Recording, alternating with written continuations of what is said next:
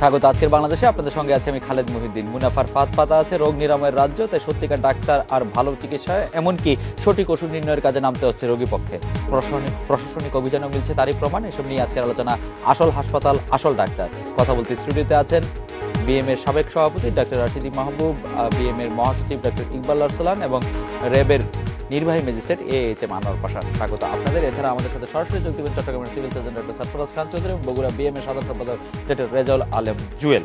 আমি ডক্টর রশিদে মাহবুব আপনার কাছে প্রথমে জানতে চাইব যে সম্প্রতি স্বাস্থ্যমন্ত্রী এক অনুষ্ঠানে উপস্থিত চিকিৎসকদের উদ্দেশ্যে বলেছেন যে আমি খুশি হতাম আপনারা যদি মোহনা ধরনের ক্লিনিক সম্পর্কে উনি বলছেন যে সোচ্চার হতেন। একজন ভুয়া ডাক্তারের বিরুদ্ধে অন্য ডাক্তার কেন দাঁড়ান না তা স্বাস্থ্যমন্ত্রী বুঝতে পারেন না বলে জানিয়েছেন। স্বাস্থ্যমন্ত্রীর এমন অভিযোগ সত্যি হলে এর কিছুটা দায় আপনার উপরেও এসে বর্তায়। স্যার আপনি যদি আপনি এখানে দুটো জিনিস, যে একটা হচ্ছে ডাক্তার আর একটা হচ্ছে ক্লিনিক্স। ডাক্তারের ব্যাপারটা কিন্তু কারণ সরকারের যে বর্তমান যে নিয়ম আছে, যে কোনো ক্লিনিক্স করতে গেলে তার একটা পারমিশন লাগে, এটা কিন্তু স্বতঃসিদ্ধ, এবং এই পারমিশনটা কিন্তু মন্ত্রণালয় ডিল করে।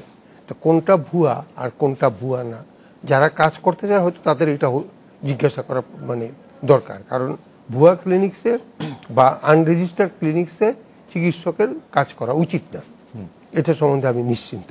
এখন সেই জায়গাটা কিন্তু আমরা যে আজকে যে গভর্নমেন্ট যে লাইসেন্স দেয় বা সে লাইসেন্স রিনিউ করায়, কিন্তু সেটাও কিন্তু ইয়াতে ঝুলায় রাখে।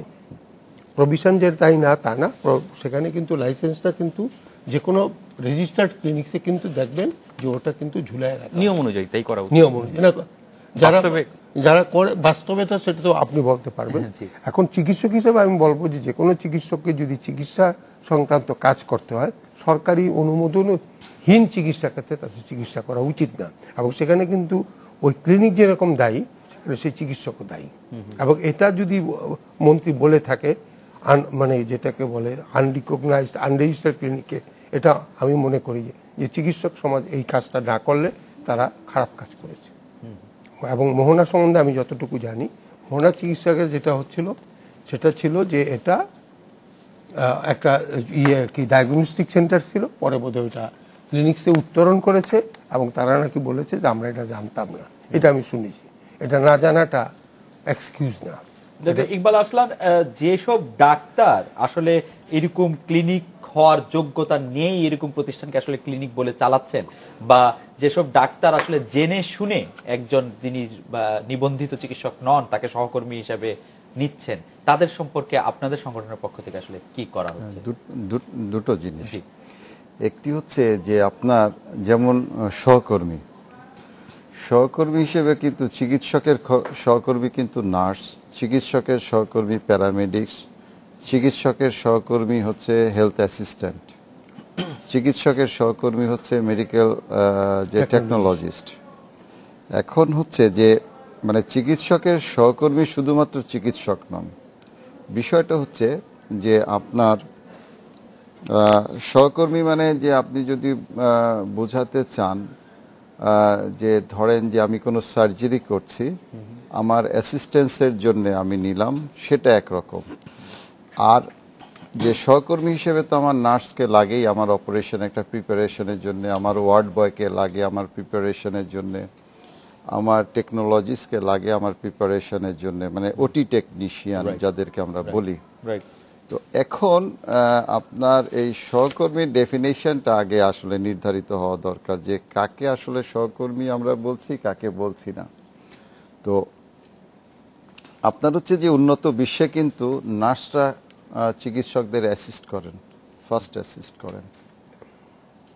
সেখানে আপনি কিভাবে এখানে ডিফাইন আপনি করবেন যে বাংলাদেশের প্রেক্ষাপটে যে যদি কিনা এরকম স্কিল কাউকে নিয়ে যদি কেউ অপারেশন করে, এখন যে বিষয়টা সেটা হচ্ছে যে যেমন আপনার র্যাব যে ধরলো, যে আমাদের সাথে আছেন যে ম্যাজিস্ট্রেট আনোয়ার পাশা, যে একটি ক্লিনিককে ধরলো যেখানে আপনার একজন নাপিত হচ্ছে এই ক্লিনিকটা পরিচালনা করছে, এবং এই ক্লিনিকে তারা চিকিৎসা করছে, এবং কেউ ওখানে আপনার কোনোভাবেই কোয়ালিফাইড না, দ্যাট ইজ হেলথ প্রফেশনালিস্টও না বা চিকিৎসকও না। হ্যাঁ, আবার হচ্ছে যে এই ক্লিনিকটা কিন্তু লাইসেন্স পেয়েছিল তারা। তো এখন এরকম পরিস্থিতিতে যেগুলো আছে অবশ্যই সেগুলো আসলে অমার্জনীয় অপরাধ, এবং এই অমার্জনীয় অপরাধগুলো তো আপনার আইনের আওতায় আসা উচিত এবং তাদের বিচার হওয়া উচিত এবং শাস্তি হওয়া উচিত। কারণ তারা আসলে মানুষ, সাধারণ মানুষ যারা, তারা তো আসলে বুঝতে পারেন না যে কে আসল চিকিৎসক, কে নকল চিকিৎসক, কোনটা ভুয়া ক্লিনিক, কোনটা সত্যিকারের ক্লিনিক। বিষয়টা হচ্ছে যে এরকম।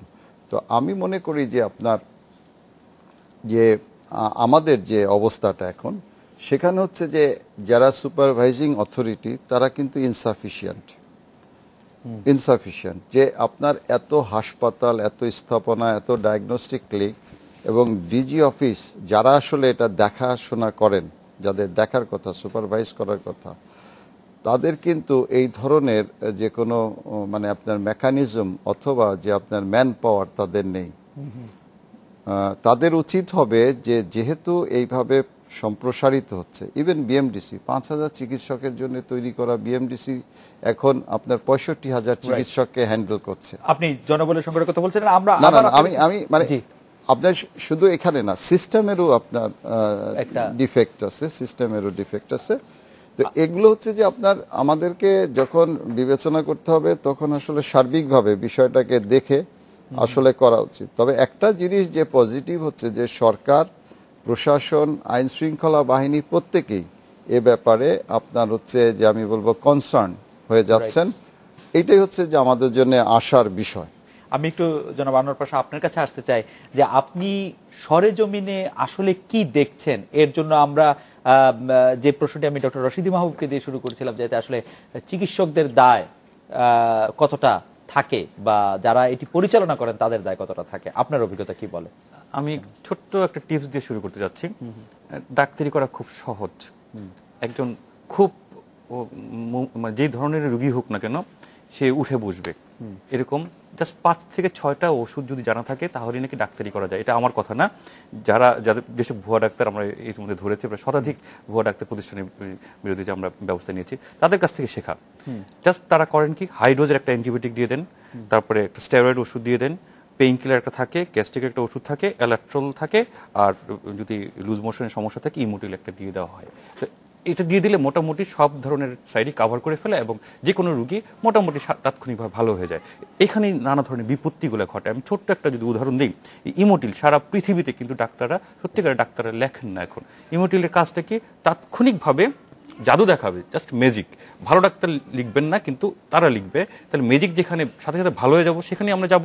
তো ইমোটিলটা কাজ করে কিভাবে, যখন বৃহদন্ত্রকে এটা সাময়িকভাবে অবশ করে দেয়।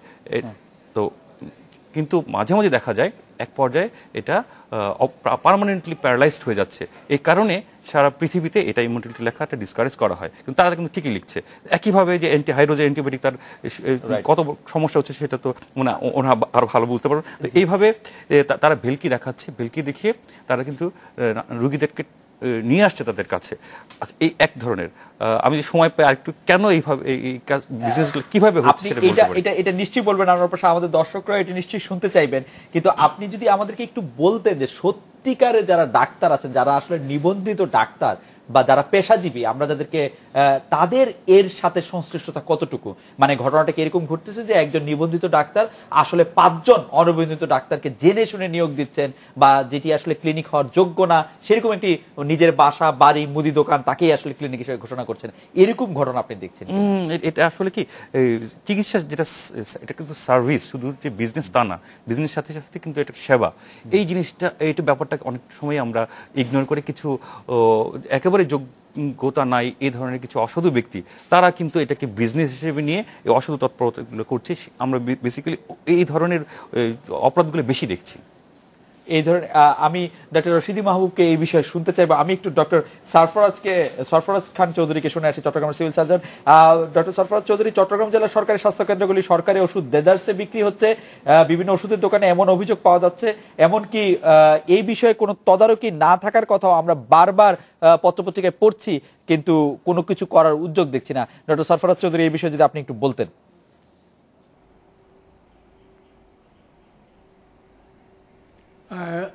ধন্যবাদ আপনাকে।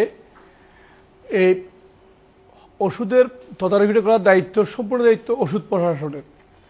ওষুধ প্রশাসনের সম্পূর্ণ দায়িত্ব ওষুধ প্রশাসনের।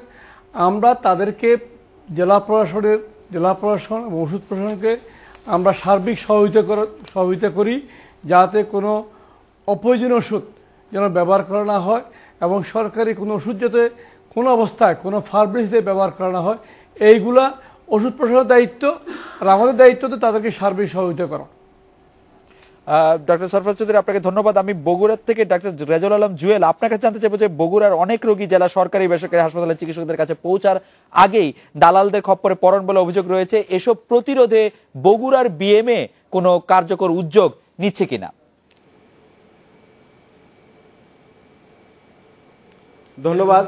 আসলে আমি বাংলাদেশ মেডিকেল অ্যাসোসিয়েশনের সাধারণ সম্পাদক, বগুড়ার সাধারণ সম্পাদক হিসেবে আমি বলতে চাই যে কিছু কিছু অসাধু মানুষ আছে, এটি প্রত্যেকটি সেক্টরে আছে, আমি অস্বীকার করব না, যারা আসলে এই